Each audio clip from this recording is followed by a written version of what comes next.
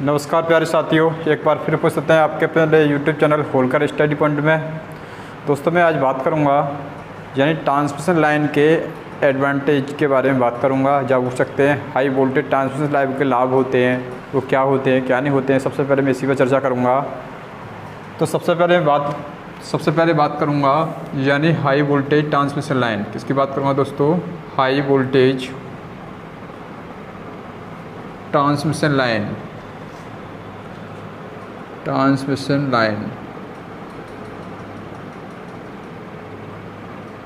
Advantage या बोल सकता हूँ लाभ। जो उच्च वोल्टेज ट्रांसमिशन लाइन होती है उसके एडवांटेज क्या होते हैं क्या नहीं होते हैं, सबसे पहले मैं इसी पे बात करूँगा। क्या बोल सकता हूँ मैं संचार लाइन के लाभ क्या होते हैं, यानी उच्च वोल्टेज संचार लाइन के लाभ होते हैं। तो इस पर सबसे पहले मैं बात करूँगा यहाँ पर यानी धारा के बारे में। तो लो धारा के कारण क्या होगा, ऐसे ही लो धारा के कारण यानी हाई वोल्टेज के कारण ऐसी कंडीशन क्या क्या अप्लाई होंगी, सबसे पहले मैं इसी के बारे में बात करूँगा। तो नंबर 1 बात करूँगा मैं दोस्तों इसी के अंतर्गत, यानी किसकी बात करूँगा? लो करंट के बारे में। किसके बारे में करूँगा दोस्तों बात? लो करंट। क्या मैं बोल सकता हूँ यानी निम्न धारा। क्या बोलूँगा मैं? निम्न धारा के कारण क्या होगा। तो दोस्तों निम्न धारा होती है। तो सबसे पहले मैं बात करूं सिंगल फेज के लिए जो हमारा फॉर्मूला होता है सिंगल फेज लाइन के लिए, वो होता है P बराबर क्या होता है? VI cos phi. क्या होता है? VI cos phi.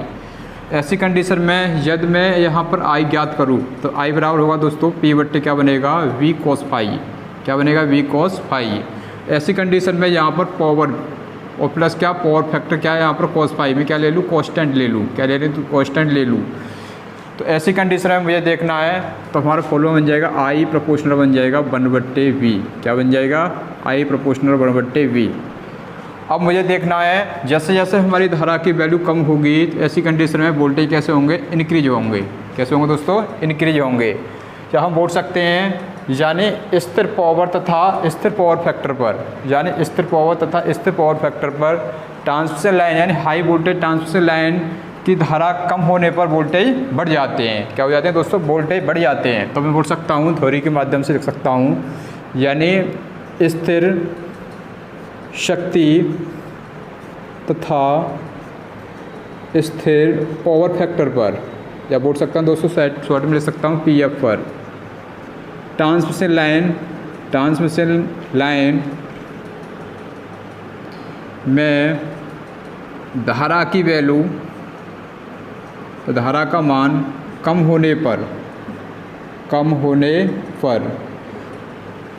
वोल्टेज में वृद्धि हो जाती है। वोल्टेज में वृद्धि हो जाती है। इतनी बात जरूर समझ में आएगी दोस्तों सबसे पहले। अब जैसे मैं बात करूं यहीं पर यानी धारा की वैल्यू हमारी कम हुई और वोल्टेज कैसे इंक्रीज हो गई। यदि यहाँ पर यानी वोल्टेज की वैल्यू कैसे हो जाए तुम्हारी? डिक्रीज हो जाए। कैसे हो जाए दोस्तों? डिक्रीज घट जाए। तो ऐसी कंडीशन में धारा की वैल्यू कैसे हो जाएगी? बढ़ जाएगी। या धारा की वैल्यू बढ़ जाती है ऐसी कंडीशन में जो ट्रांसमिशन लाइन होती है इसके अंदर क्या होते हैं? वोल्टेज ड्रॉप कैसे हो जाते हैं? बढ़ जाते हैं। तो वोल्टेज ड्रॉप जो बढ़ते हैं तो हम बात करेंगे सेकंड नंबर पर, यानी बात करूँगा मैं वोल्टेज ड्रॉप। किसकी बात करूँगा दोस्तों? Voltage drop. यानी किसकी बात करूँगा? हाई ट्रांसमिशन लाइन, क्या बोल सकते हैं हाई वोल्टेज ट्रांसमिशन लाइन के वोल्टेज ड्रॉप पर बात करूँगा इसमें। यानी बोल सकता हूँ जो वोल्टेज ड्रॉप होंगे तो ऐसी कंडीशन में हमें वोल्टेज ड्रॉप को कम करना है। तो वोल्टेज ड्रॉप को कम करना है तो ऐसी कंडीशन में क्या होगा?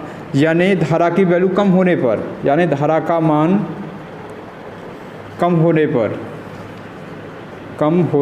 पर वोल्टेज बढ़ जाते हैं। क्या हो जाते हैं? वोल्टेज बढ़ जाते हैं।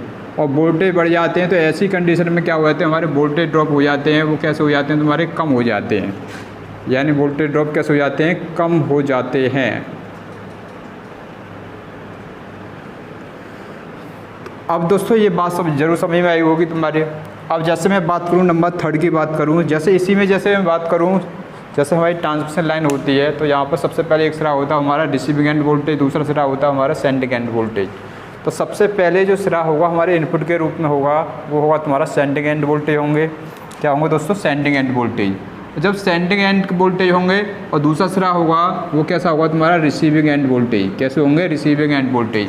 ऐसी कंडीशन में इन दोनों के बीच में सबसे पहले ये सेंडिंग एंड से है, जहाँ से क्या होंगे जो पावर है पावर को ट्रांसमिशन किया जाएगा। क्या किया दोस्तों? ट्रांसमिशन किया जाएगा। तो ऐसी कंडीशन में यहाँ से जैसे हमारी कोई भी पावर है, जैसे हमने 11 kV मान ली, कितनी हमारी 11 kV, और 11 kV के स्थान पर यहाँ पर हुआ हमारा हमें मिली प्राप्त हुई 10 kV प्राप्त हुई। तो ऐसी कंडीशन हमारा 1 kV का क्या हुआ इसके अंदर, यानी 1 kV का वोल्टेज ड्रॉप हो गया। क्या हुआ? 1 kV का वोल्टेज ड्रॉप प्राप्त हुआ। यही क्या होता है, यानी हमारे यानी निम्न धारा होने पर, यानी धारा हमारी कम होगी, ऐसी कंडीशन में वोल्टेज अधिक होंगे, तो ऐसी कंडीशन वोल्टेज ड्रॉप भी कैसे होंगे हमारे? कम होंगे। तो हम बोल सकते हैं धारा का मान कम होने पर वोल्टेज ड्रॉप कैसे हो जाते हैं तुम्हारे? क्या बोल सकते हैं? वोल्टेज बढ़ जाते हैं, और वोल्टेज ड्रॉप कैसे हो जाते हैं? कम हो जाते हैं। कैसे हो जाते हैं? कम हो जाते हैं। अब जैसे मैं नंबर 3 की इसी में बात करूँ, तो नंबर 3 में जैसे मैं बात करूँगा इसमें, यानी वैद्युत हानियाँ, या बोल सकते हैं वैद्युत शक्ति हानियाँ। तो वैद्युत शक्ति हानियों पर क्या इफेक्ट पड़ेगा? वैद्युत शक्ति हानियाँ, या बोल सकता हूँ इलेक्ट्रिक पावर लॉसेस। तो दोस्तों इलेक्ट्रिक पावर लॉसेस भी कैसे होंगे हमारे, यानी उच्च धारा के कारण। मैंने बताया था जहाँ उच्च धारा होगी और वोल्टेज कैसे होंगे तुम्हारे? कम होंगे। ऐसी कंडीशन में जो वैद्युत शक्ति हानियाँ बढ़ जाएंगी। कैसे होगी हमारी? बढ़ जाएंगी। यदि यहाँ पर मैं धारा की वैल्यू कम कर दूँ और वोल्टेज अधिक कर दूँ, फिर क्या होंगे? जहाँ पर वैद्युत शक्ति हानियाँ क्या होती है दोस्तों? P बराबर क्या होता है? I²R। तो ऐसी कंडीशन में ये कैसे हो जाएंगे हमारी? धारा के कारण, यानी धारा कम होने के कारण वैद्युत शक्ति हानियाँ भी कैसे हो जाएंगी? कम हो जाती हैं। तो बोल सकता हूँ धारा का मान कम होने के कारण, धारा का मान कम होने के कारण ट्रांसमिशन लाइन में वैद्युत शक्ति हानियाँ घट जाती हैं। वैद्युत शक्ति हानियाँ घट जाती हैं। यदि दोस्तों यहाँ पे इसका मैं विपरीत कर दूँ, यदि मैं ऐसी कंडीशन में वैद्युत शक्ति हानियाँ, यानी धारा की वैल्यू बढ़ेगी, तो ऐसी कंडीशन में क्या होगा? वोल्टेज कैसे हो जाएंगे? कम होंगे। तो ऐसी कंडीशन में वैद्युत शक्ति हानियाँ वो कैसे हो जाएंगी तुम्हारी? बढ़ जाएंगी। कैसे हो जाएगी हमारी? बढ़ जाएंगी। तो हमें क्या करना है, जो हाई वोल्टेज ट्रांसमिशन लाइन के एडवांटेज, यानी हमें लाभ होंगे। सबसे पहले लाभ की बात करेंगे।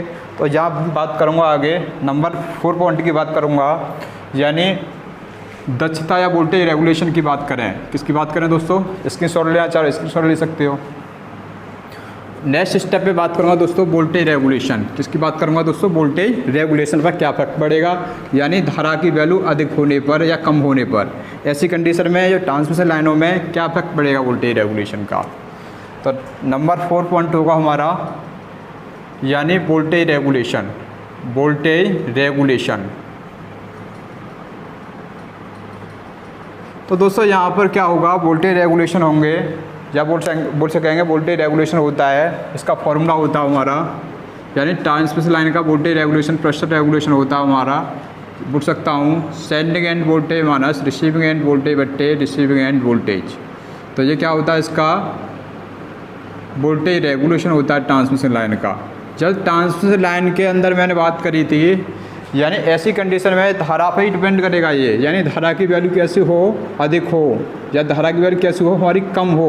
तो ऐसी कंडीशन में वोल्टेज कैसे होंगे हमारे? वोल्टेज बढ़ जाते हैं। जब वोल्टेज बढ़ गए तो यहाँ पर जो वोल्टेज ड्रॉप होंगे वो कैसे हो जाते हैं हमारे? कम हो जाते हैं। तो यहाँ पर मैं बात करूँ, जो वोल्टेज ड्रॉप होता है हमारा, क्या होता है? Voltage drop. तो वोल्टेज ड्रॉप बराबर होता है दोस्तों sending end minus receiving end के वोल्टेज, इन दोनों का क्या होता है? अंतर होता है। यानी जो सेंडिंग सिरा होता है, दूसरा होता है हमारा रिसीविंग सिरा, इन दोनों के बीच का जो डिफरेंस होता है वो क्या होता है? हमारा वोल्टेज ड्रॉप। यदि इन दोनों के बीच में सेंडिंग एंड के वोल्टेज और यदि रिसीविंग एंड के वोल्टेज दोनों के बीच में कम से कम वोल्टेज ड्रॉप प्राप्त होता है, ऐसी कंडीशन में जो ट्रांसमिशन लाइन की वोल्टेज रेगुलेशन कैसे हो जाते हैं? हमारे बढ़ जाते हैं। तो हम बोल सकते हैं, यानी इसका एक नेक्स्ट फॉर्मूला बन जाएगा RT इक्वल टू, यानी सेंडिंग माइनस रिसीविंग एंड के वोल्टेज, यानी सेंडिंग एंड के वोल्टेज माइनस रिसीविंग एंड के वोल्टेज किसके बराबर है? ये वोल्टेज ड्रॉप के बराबर है। तो ऐसी कंडीशन में फॉर्मूला बनेगा हमारा वोल्टेज ड्रॉप बट्टे, क्या बनेगा दोस्तों? वोल्टेज ड्रॉप बट्टे VR इंटू 100। तो ऐसी कंडीशन में वोल्टेज ड्रॉप कैसा हो जाएगा? कम हो जाएगा। ट्रांसमिशन लाइन है, वोल्टेज ड्रॉप कम होगा तो हमारा वोल्टेज रेगुलेशन भी कैसा होगा? हमारा उच्च प्राप्त होगा। कैसा होगा? उच्च प्राप्त होगा। हम बोल सकते हैं, यानी ट्रांसमिशन लाइन होती है उनमें वोल्टेज रेगुलेशन कैसा होता है हमारा? यानी उच्च प्राप्त होता है, यानी अधिक प्राप्त होता है। अब जैसे नेक्स्ट पॉइंट है हमारा, जिसकी बात करें हम, उच्च संचरण दक्षता, संचरण दक्षता। क्या बोल सकते हैं? High transmission efficiency. High transmission जो एफिशिएंसी होती है ये सभी किसके पर डिपेंड करती है, यानी हाई वोल्टेज के कारण जो लॉसेस हमारे कम हो जाते हैं, तो लॉसेस कम होने पर ट्रांसमिशन लाइन की जो एफिशिएंसी हो जाती है वो बढ़ जाती है। जैसे हाई ट्रांसमिशन लाइन की एफिशिएंसी होती है दोस्तों हमारी, जैसे हम फॉर्मूले की बात करें एफिशिएंसी का, तो होता है हमारा आउटपुट के रूप में जो प्राप्त होता है, हमारी जो पावर होती है हमारी, ये होती है रिसीविंग एंड की पावर बट्टे क्या होगी तुम्हारी सेंडिंग एंड की पावर बाई कितना होगा, 100 होगा। यहाँ बोल सकते हैं रिसीविंग एंड की पावर तथा सेंडिंग एंड की पावर के रेशियो को हम बोल सकते हैं संचरण लाइन की दक्षता। यानी हाई वोल्टेज के कारण, किसके कारण? तुम्हारा हाई वोल्टेज के कारण जो ट्रांसमिशन लाइन की जो एफिशिएंसी हो जाती है तुम्हारी उच्च होती है, हमारी उच्च प्राप्त होती है। यानी उच्च जो प्राप्त होगी वो किस पर होगी? तुम्हारी निम्न धारा के कारण होगी। किस पर होगी? तुम्हारी निम्न धारा के कारण होगी।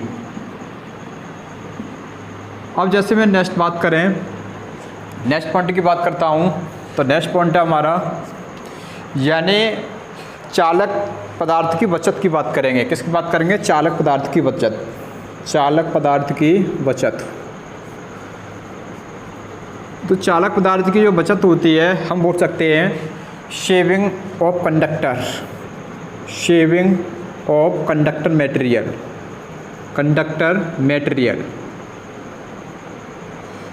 तो चालक पदार्थ की जो बचत होती है तो दोस्तों इसमें सबसे पहले क्या होता है चालक पदार्थ की बचत के लिए, यानी जो निम्न धारा पर जो संचरण लाइनों में अपेक्षाकृत क्या होता है पतले तार का यूज किया जाता है, और पतले तार का यूज किया जाता है ऐसी कंडीशन में जो क्या होती है, जो कंडक्टर होता है, जो कंडक्टर का साइज घट जाता है, तो साइज घट जाता है। इस कंडीशन में इसका डायमीटर होता है और अनुप्रस्थ का क्षेत्रफल है, ये दोनों घट जाते हैं और साथ साथ धारा की वैल्यू कैसे हो जाती है, घटने पर वोल्टेज बढ़ जाते हैं। तो हमने जैसे भी बात करूँ इसी के अंतर्गत धारा घनत्व डी बराबर होता है हमारा I/A। क्या होता है? I/A। करंट डेंसिटी की बात करें यहाँ से, तो करंट डेंसिटी कैसे होगी? यहाँ पर सबसे पहले जो कंडक्टर जो भी डिपेंड होंगे हाई ट्रांसमिशन लाइन के लिए, कंडक्टर किस पर डिपेंड करेंगे हमारी, यानी करंट डेंसिटी पर डिपेंड करेंगे। तो करंट डेंसिटी की बात करें डी बराबर होता है I/A।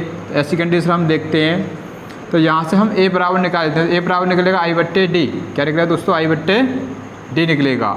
और यहीं जैसे मैं सिंगल फेज लाइन के लिए मैंने बोला था P बराबर क्या होता है VI cos फाई। तो ऐसी कंडीशन में पावर और cos फाई क्या होते हैं हमारे कॉन्स्टेंट होते हैं। ऐसी कंडीशन में I प्रोपोर्शनल होता है 1/V हो जाता है, और I प्रोपोर्शनल 1/V। और हम बात करेंगे डायमीटर की, यानी इसके व्यास की बात करेंगे तो व्यास का फॉर्मूला होता है हमारा, तो व्यास का फॉर्मूला होता है तो D² बराबर होता है फॉर्मूला 4A/पाई। क्या होता है? 4A/पाई होता है। तो यहाँ से मैं A बराबर निकाल देता हूँ। A बराबर निकलेगा दोस्तों यानी पाई D²/4। क्या निकलेगा? पाई D²/4। अब मैं देखता हूँ यहाँ पर, यानी A बराबर ये निकला हमारा, धारा ये निकली हमारी, और ये क्या निकला है तुम्हारा कंडक्टर का अनुप्रस्थ काट के क्षेत्रफल के रूप में A बराबर क्या है? I/D। अब मैं ऐसी कंडीशन में तो सबके फॉर्मूले के माध्यम से देखता हूँ, यानी जैसे जैसे हमारी, यानी सबसे पहले मैं बात करूँगा अनुप्रस्थ काट के क्षेत्रफल की बात करूँगा। या हम डायमीटर की बात करें तो ये डायमीटर है जो अनुप्रस्थ काट के क्षेत्रफल के समानुपाती, तो बोल सकते हैं D² प्रोपोर्शनल किसके होगा? तुम्हारा AK हो जाएगा। जब ये AK हो जाएगा ऐसी कंडीशन में यहाँ पर ये डायमीटर AK D के समानुपाती हो गया, और ऐसी कंडीशन में यहाँ पर A किसके समानुपाती है, यानी धारा I के समानुपाती है। तो धारा I किसके बराबर है? तुम्हारी 1/V के बराबर है। तो ऐसी कंडीशन में मुझे देखना है, यानी धारा I किसके समानुपाती है हमारा, यानी A तो किसके समानुपाती है? I के। यदि A I के समानुपाती होगा ऐसी कंडीशन में वोल्टेज किसके व्युत्क्रमानुपाती होंगे, यानी वोल्टेज व्युत्क्रमानुपाती होंगे तुम्हारे। तो ऐसी कंडीशन में मुझे देखना है जैसे जैसे डायमीटर बढ़ता है, जब डायमीटर बढ़ेगा तो अनुप्रस्थ काट का क्षेत्रफल बढ़ेगा, अनुप्रस्थ काट का क्षेत्र बढ़ेगा तो धारा की वैल्यू बढ़ेगी कंडक्टर की, और धारा की वैल्यू तो वोल्टेज घट जाएंगे। तो यानी हम बोल सकते हैं जैसे जैसे जो हाई ट्रांसमिशन लाइन होती है उसमें डायमीटर बढ़ने पर उसका, यानी व्यास बढ़ने पर, तो ऐसी कंडीशन में अनुप्रस्थ काट का क्षेत्र बढ़ जाता है और धारा की वैल्यू बढ़ जाती है। धारा की वैल्यू बढ़ने पर वोल्टेज घट जाते हैं। जब हम वोल्टेज को इंक्रीज करना है, यानी ऐसी कंडीशन में चालक पदार्थ की बचत करेंगे तो हम क्या करने होंगे? इंक्रीज करने होंगे। तो इंक्रीज करने होंगे तो यहीं पर क्या होगा? डायमीटर बढ़ेगा, तो डायमीटर घटेगा फिर क्या होगा, डायमीटर घटाना है तो ऐसी कंडीशन में क्या होगा, अनुप्रस्थ काट का क्षेत्रफल क्रॉस सेक्शन एरिया वो भी घट जाएगा, और इस कंडीशन में धारा की वैल्यू भी घट जाएगी। धारा की वैल्यू घटने पर वोल्टेज कैसे हो जाते हैं, बढ़ जाते हैं। तो हम बोल सकते हैं ऐसी कंडीशन में वोल्टेज बढ़ने पर धारा की वैल्यू, वोल्टेज बढ़ने पर धारा की वैल्यू घटने पर और क्रॉस सेक्शन एरिया का घटने पर और डायमीटर घटने पर, ऐसी कंडीशन में हम जो हाई ट्रांसमिशन लाइन होती है वहाँ पर हम कंडक्टर का यूज करते हैं, पतले तार का कंडक्टर का यूज करते हैं, क्योंकि वहाँ चालक पदार्थ क्या हो जाती है, बचत होती है। इतनी बात जरूर समझ में आते हैं। अब मैं बात करूँ नेक्स्ट पॉइंट की, तो नेक्स्ट पॉइंट की बात करेंगे दोस्तों, अन्य पदार्थों की बचत क्या होगी। किसकी बात करूँगा, अन्य पदार्थों की बचत।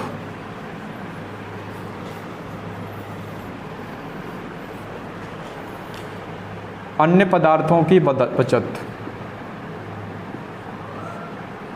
अन्य पदार्थों की जो बचत होती है, या बोल सकते हैं जो मटेरियल होते हैं, जो बोल सकते हैं अन्य पदार्थों की बचत के रूप में, यानी saving of other material, saving of other material.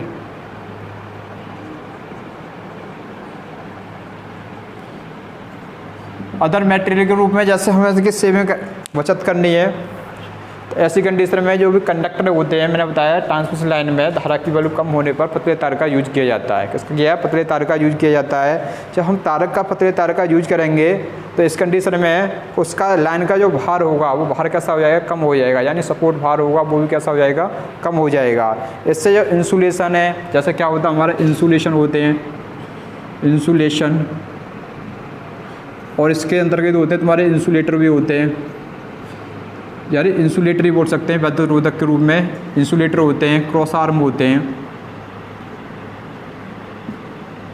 और जैसे सपोर्ट होती है, और जो भी मटेरियल तुम्हारे जो सपोर्ट बार पर जो सपोर्ट पर लगाए जाते हैं, टावर पर लगाए जाते हैं, उन सभी की क्या हो जाती है, बचत हो जाती है, जो हाई ट्रांसमिशन लाइन के कारण।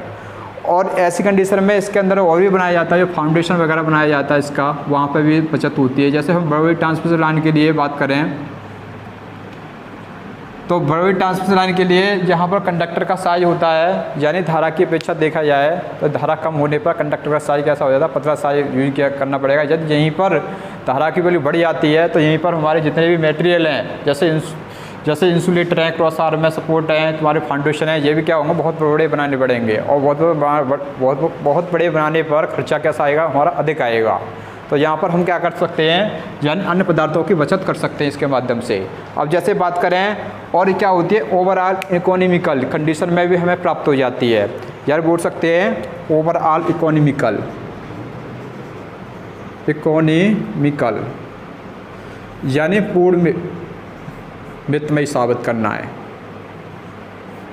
पूर्ण मितव्ययी के लिए हमें सबसे पहले क्या करना पड़ेगा, आजकल संपूर्ण विश्व में विद्युत शक्ति अधिक दूर तक पहुंचाने के लिए उच्च वोल्टा संचरण लाइनों का प्रयोग किया जाता है। तो वहाँ पर जो उच्च संचरण लाइन का प्रयोग किया जाता है वो व्यवहारिक रूप में लाइन की लंबाई और उसके संचरित शक्ति की मात्रा निश्चित नहीं होती। इस कंडीशन से दोस्तों जितने भी मैं बताए तुम्हारे अन्य पदार्थों की बचत के बारे में, जैसे ये जितने भी क्वेश्चन आएंगे तुम्हारे, ये एग्जाम की दृष्टि से इम्पोर्टेंट हैं।